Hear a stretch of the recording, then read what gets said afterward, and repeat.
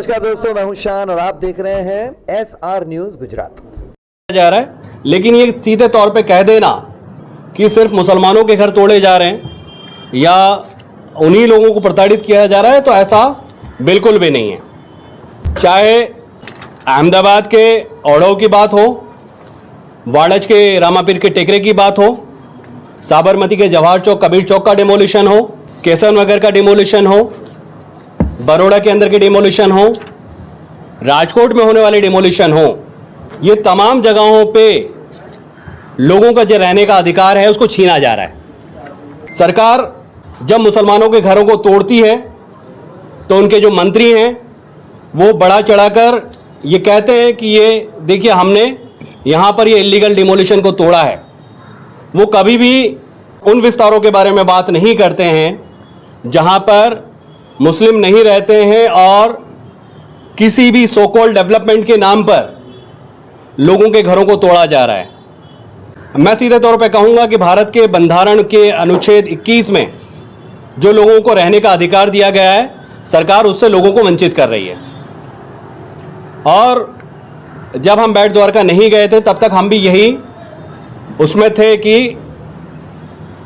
Demolition जो है वो सिर्फ मुसलमानों के घरों पे हुआ है। ये सच्चाई है कि बहुत बड़े नंबर पे लगभग 90% से ज़्यादा मुसलमानों के घरों को तोड़ा गया है। लेकिन वहाँ पर कुछ ऐसी सच्चाइयाँ भी हमको मिली कि जिसमें 4 अलग अलग मंदिरों को तोड़ा गया है, एक आश्रम को तोड़ा गया है डिमोलिशन के नाम पर, 17 बहुमती समाज के बगैर समुदाय के जो लोग हैं उनके घरों को तोड़ा गया है। जब हमारी टीम, क्योंकि जब हम गए तब यहाँ से जाने के पहले भी हम लोगों को ये कहा गया कि शायद आप लोग को जहाँ डिमोलिशन वाला प्लेस है वहाँ पर जाने की इजाज़त ना मिले। हमने सोचा जितनी दूर तक जा सकते हैं उतनी दूर तक जाया जाएगा, लेकिन देखा तो जाए कि हुआ क्या है। जब हम गए वहाँ पर बेट द्वारका, हमने देखा कि मंदिर में श्रद्धालु बड़ी तादाद में आ रहे हैं। पहले जब वहाँ पर गए तो ये पता चला कि अभी वहाँ पर एक बहुत बड़ा ब्रिज बन गया है जिसको सिग्नेचर ब्रिज के नाम से भी जानते हैं लोग, और उससे लोग सीधे मंदिर के पास तक पहुँच रहे हैं। उससे पहले वहाँ पर लोग नाव से जाते थे। तो ब्रिज बनने के बाद से वहाँ के जो मछुआरे थे, जो जिनका जीवन लोगों को मंदिर के लिए एक किनारे से दूसरे किनारे ले जाना होता था, वहाँ पर उनके रोजी रोजगार पे बहुत बुरी तरह से मार पड़ी है। साथ ही अब वहाँ पर एक कोस्टल कॉरिडोर, जहाँ पे हर दरिया के किनारे पर पूरे हिंदुस्तान में ये चीज़ चल रही है कि दरिया के किनारे को डेवलप किया जाए, और उस दरिया के किनारे को डेवलप करने में उसके किनारे बसने वाले मछुआरे और मज़दूरों के बारे में सरकार ने कुछ नहीं सोचा है। और उसी के चलते, क्योंकि जब तक वहाँ पर जाने में दुश्वारी थी, लोग आसानी से नहीं जा सकते थे,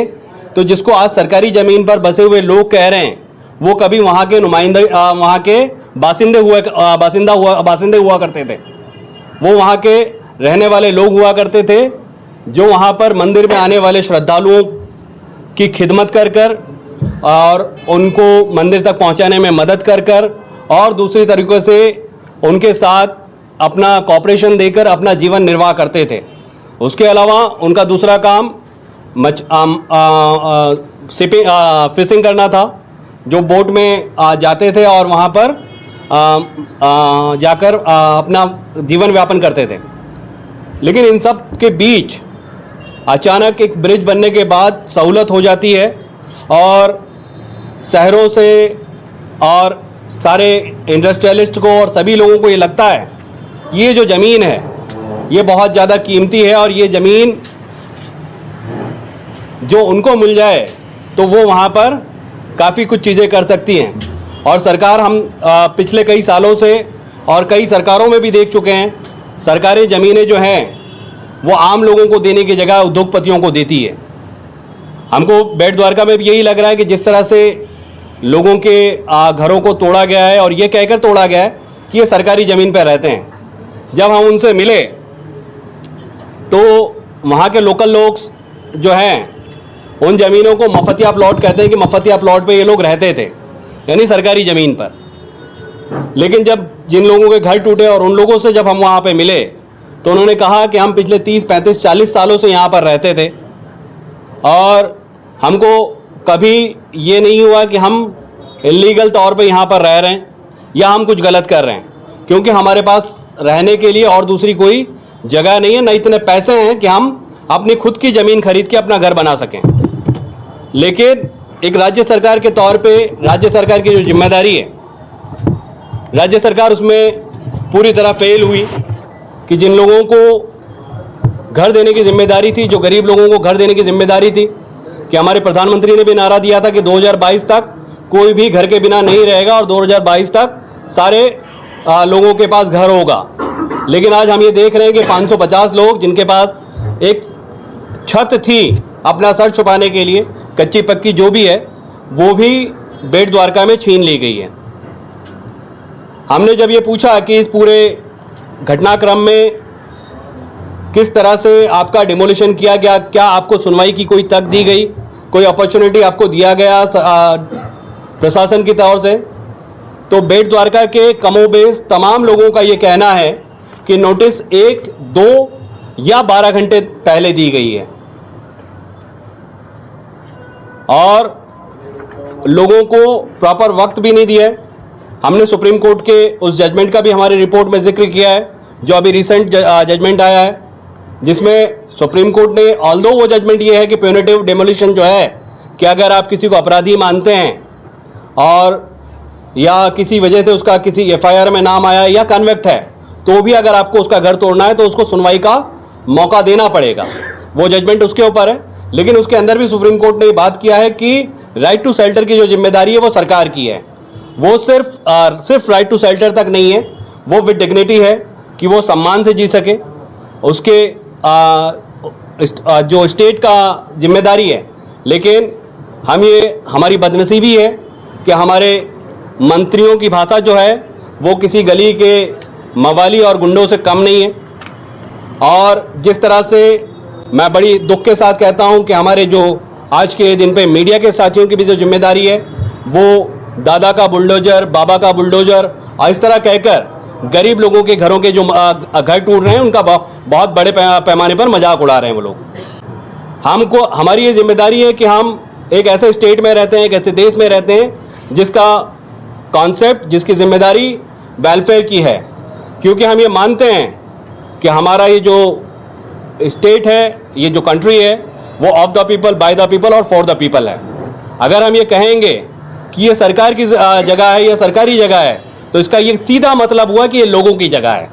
क्योंकि हाँ, ये जो सरकार चल रही है वो लोगों की है, लोगों के लिए है और लोगों के द्वारा ही चल रही है। तो कोई भी सरकारी जगह किसी सरकार की नहीं, लेकिन लोगों की है, मेरी है, आपकी है और हर इंसान की है जो भारत देश का नागरिक है। तो सरकारों को अगर किसी भी डेवलपमेंट के काम के लिए उन जगहों को तोड़ना है, उन जगहों की ज़रूरत है, तो सरकार को चाहिए कि उनके लिए तुरंत वैकल्पिक व्यवस्था की प्रोविज़न करें, उनको अच्छे और पक्के मकान दे ताकि वो भी अपना जीवन यापन कर सकें। हमने वहाँ पे इस डिमोलिशन में ये भी देखा कि एक सरकारी स्कूल में जहाँ पर 400 से ज़्यादा बच्चे पढ़ते थे, वो सरकारी स्कूल को ताला मारने की नौबत आ गई है। वो तमाम बच्चों के, क्योंकि वो अपने लोगों ने उतना ही सामान निकाल पाए जितना वो निकाल सकते थे, बच्चों की किताबें तक नहीं निकाल पाए, वो बच्चों के स्कूल के बैग भी नहीं निकाल पाए। क्या प्रशासन को इसकी कोई सुध नहीं थी? वो स्कूल के टीचर्स ने लोगों को कह दिया है कि अगर आप यहाँ पर आप नहीं रह रहे हैं तो आप अपने बच्चों के सर्टिफिकेट्स ले जाइए और कहीं और स्कूल में एडमिशन ले लीजिए। ये डिमोलिशन के बाद एक सवाल सबके लिए ये था कि इतने सारे लोग गए कहाँ? 550 मकान टूटे। तो कुछ लोग आसपास में जिनके पास अपने रिश्तेदारों के वहाँ जाने भर के पैसे थे, वो लोग वहाँ चले गए और बड़े पैमाने पर लोग ऐसे ही तंबुओं के अंदर रह रहे हैं। वो पिक्चर्स भी हमने हमारे रिपोर्ट्स में लगाई है। तो ये ओवरऑल पिक्चर है। रिपोर्ट आपके साथ अभी हम लोग दे देंगे, आप रिपोर्ट्स को पढ़ सकते हैं।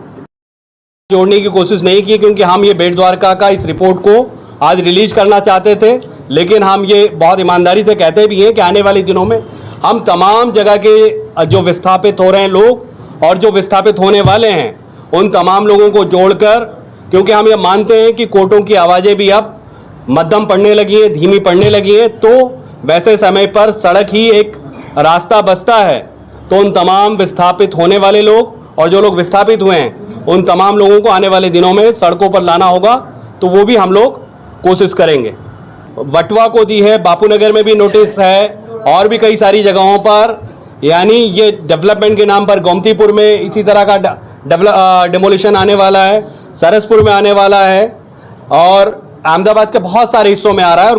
गुजरात के बहुत सारे हिस्सों में डेमोलिशन की बात है, जहां पे सिर्फ इसलिए कि आपको रोड चौड़े करने हैं, आपको ब्रिज बनाने हैं, आपकी मंत्री की गाड़ी वहां से चली जाए, आपके बुलेट ट्रेन के जो वीआईपी पैसेंजर्स हैं उनके लिए रास्ता मिल जाए, इसीलिए आपको लोगों को हटाना है। तो ये हमारी सबकी जिम्मेदारी है कि हम सब मिलके इस सो कॉल्ड डेवलपमेंट के नाम पर जो विनाश किया जा रहा है, आम लोगों को प्रताड़ित किया जा रहा है, उन लोगों की आवाज़ बने, उन लोगों के लिए हम जो लोगों का कहना है, क्योंकि सीधे तौर पे सरकार की तरफ से भी ये नहीं कहा गया है कि किस हेतु से इस जगह को खाली कराया गया है। हाँ, कोई अभी तक ना मुख्यमंत्री ना गृह मंत्री जिनके स्टेटमेंट्स आते हैं, ना वहाँ के लोकल एमएलए पबुआ माणिक, उनका कोई ऐसा स्टेटमेंट नहीं आया कि कोई डेवलपमेंट के कोई प्रोजेक्ट के लिए इस जगह को खाली कराया गया है। और जो आप स्कूल की बात पूछ रहे हैं वो सरकारी स्कूल है, प्राथमिक स्कूल है, जिसमें बच्चे जाते थे, सारे गरीब बच्चे हैं जिनके, क्योंकि वैसे ही लोग सरकारी जगह पे या मुफ्तिया प्लॉट पे रहते हैं जिनके पास ज़मीन खरीदने का पैसा नहीं होता है। जिसके पास ज़मीन खरीदने का पैसा होता है वो ये चाहता है कि उसकी एक ठीक ठाक छत हो और कोई उसकी छत को उजाड़े नहीं। देखिए, बेट द्वारका जहाँ पे ये डिमोलिशन इतने बड़े पैमाने पर हुआ है, वहाँ पे ऐसा ड्रग ट्रैफिकिंग का कोई केस उस जगह पे नहीं हुआ है। हाँ, आसपास के कुछ टापू पे 2 केस हुए हैं, लेकिन अगर उसको हम माने तो शायद अदानी का पोर्ट सबसे ज़्यादा बड़ा ड्रग ट्रैफिकिंग, जहाँ पर सबसे ज़्यादा ड्रग्स उतर रही है या पकड़ी जा रही है, वो अदानी के पोर्ट पर है। सरकार को वहाँ पर भी फिर इसी तरह का एक्शन लेना चाहिए अगर ये आर्ग्यूमेंट्स है तो।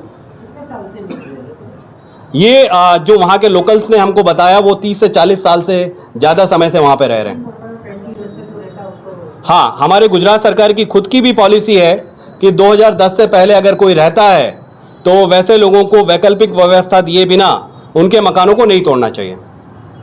कि जैसा कि मैंने कहा कि हम ये सीधे तौर पे मानते हैं कि सरकार की ज़मीन यानी लोगों की ज़मीन है, लेकिन इसमें एक और था जिसमें सरकार ने आपको लाइसेंस दिया था वहाँ रहने के लिए। ये परवाना दिया था इंदिरा आवास योजना के तहत 52 मकानों को, वो 52 मकानों को भी सरकार ने डिमोलिशन कर दिया। उनको भी सुनवाई की कोई अपॉर्चुनिटी नहीं दी गई, क्योंकि इंदिरा आवास योजना में लोगों को रहने के लिए जो घर दिए थे, अगर वो किसी वजह से उसकी किसी कंडीशन का वायलेशन हुआ था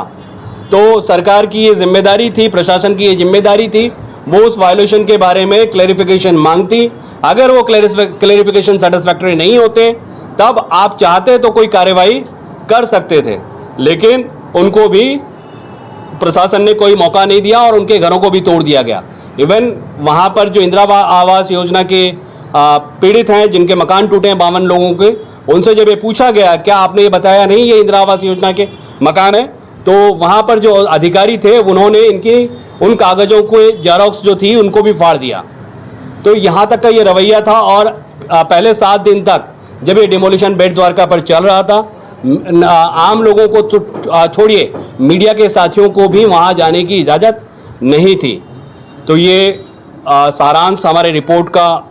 हमने आपके बीच में रखा है। नमस्कार, मैं हूं रवि दुबे और आप देख रहे हैं SR news Gujarat. Like, subscribe and share. अगर आपको हमारी बताई गई खबरें अच्छी लगे तो उसे लाइक करें, शेयर करें और सब्सक्राइब करें। और हाँ, अगर आप हमसे जुड़े रहना चाहते हैं तो हमारी SR न्यूज़ गुजरात चैनल को सब्सक्राइब करें